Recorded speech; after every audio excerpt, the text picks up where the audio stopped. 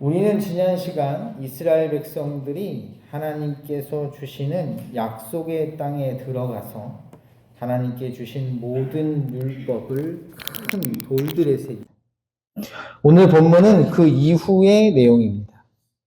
하나님께서 주신 율법을 정확하게 돌들에 새기고 하나님께 제사를 드렸다면 이제 이스라엘의 12지파는 두 무리로 나뉘어 각각 그리심산과 에발산으로 가야 합니다.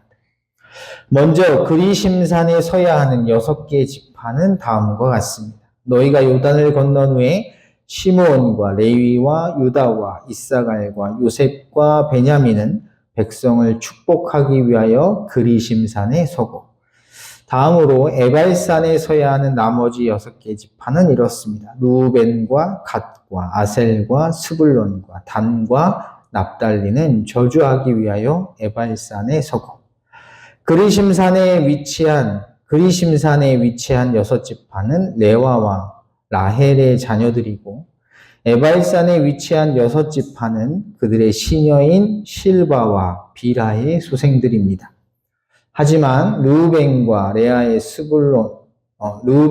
스불론은 레아의 자녀라는 점에서 이 기준이 정확한 것은 아닌 것으로 보입니다. 좀 더 설득력 있는 기준은 그리심산에 위치한 지파들은 유다 남쪽 지역의 땅을 분배받은 지파들이고, 에발산에 위치한 지파들은 북쪽 지역의 땅을 분배받은 지파라는 것입니다. 이 두 무리를 나누는 정확한 기준이 무엇이든 중요한 것은 이렇게 나눈 목적인데, 그리심산에 위치한 지파들은 이스라엘에게 복을, 반대로 에발산에 위치한 지파들은 저주를 선포한다는 것입니다. 그리고 14절을 보면 이 축복과 저주는 레위 지파 사람들이 하도록 되어 있습니다.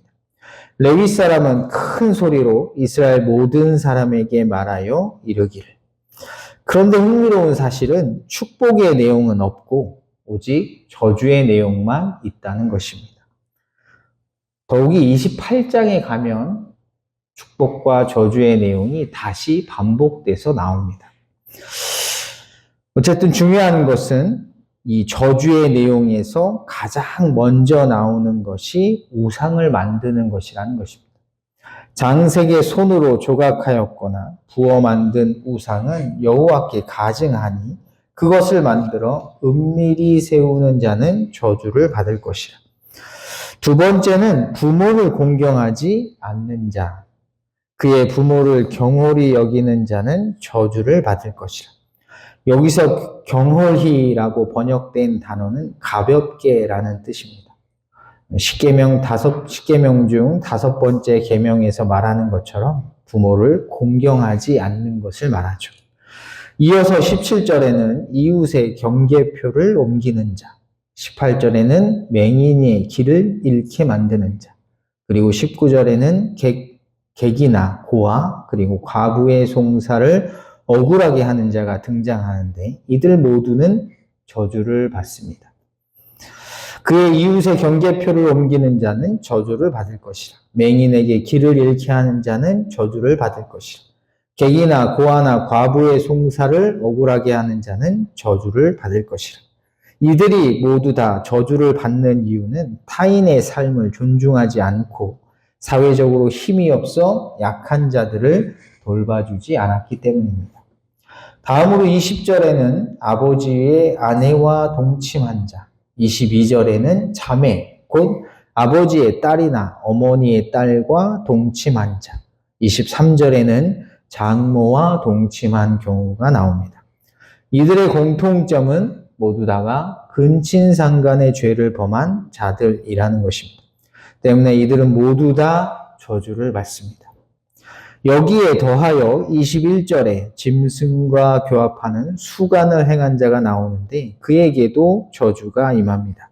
짐승과 교합하는 모든 자는 저주를 받을 것이라. 따라서 20절부터 23절까지는 하나님께서 정해주신 성의 경계를 넘어간 모든 자들에게 하나님의 저주가 임한다는 것을 말하고 있다고 할 수 있습니다. 다음으로 24절은 이웃을 죽인 자에게 저주가 임한다고 말합니다. 그의 이웃을 암살하는 자는 저주를 받을 것이라. 그리고 다음 절인 25절은 무죄한 자의 뇌물을 받는 자에게도 저주가 임할 것이라고 말합니다. 무죄한 자를 죽이려고 뇌물을 받는 자는 저주를 받을 것이라.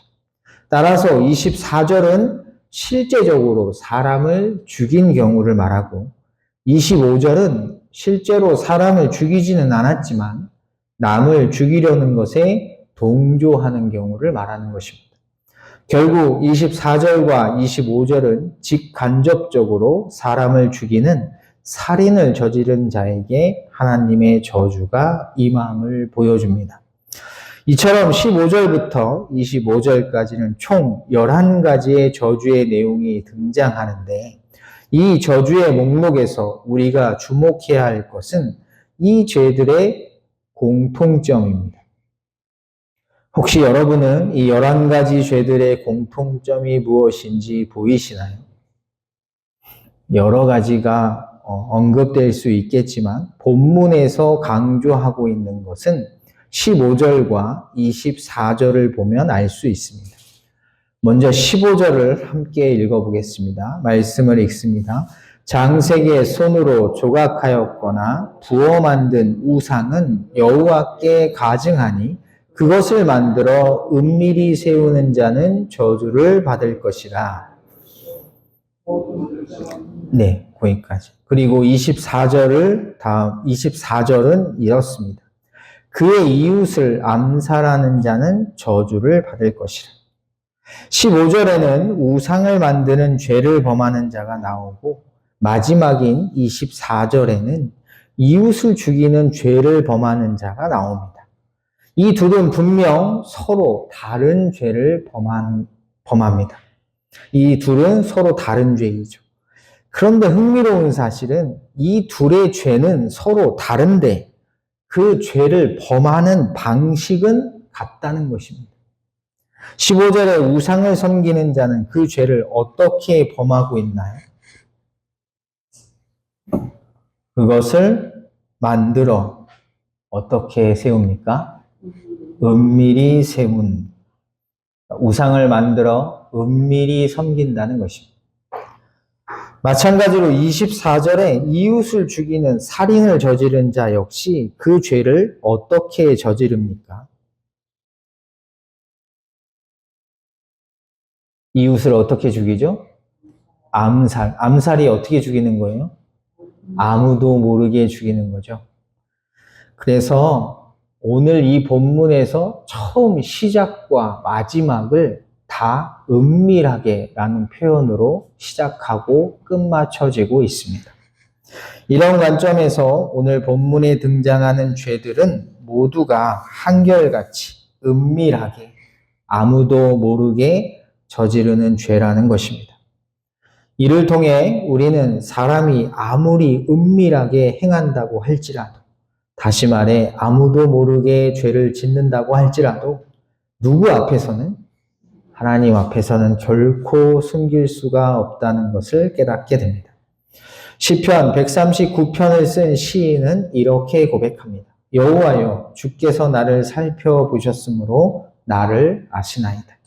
주께서 내가 앉고 일어섬을 아시고 멀리서도 나의 생각을 밝히 아시오며 나의 모든 길과 내가 눕는 것을 살펴보셨으므로 나의 모든 행위를 익히 아시오니 여호와여, 내 혀의 말을 알지 못하시는 것이 하나도 없으시나이다.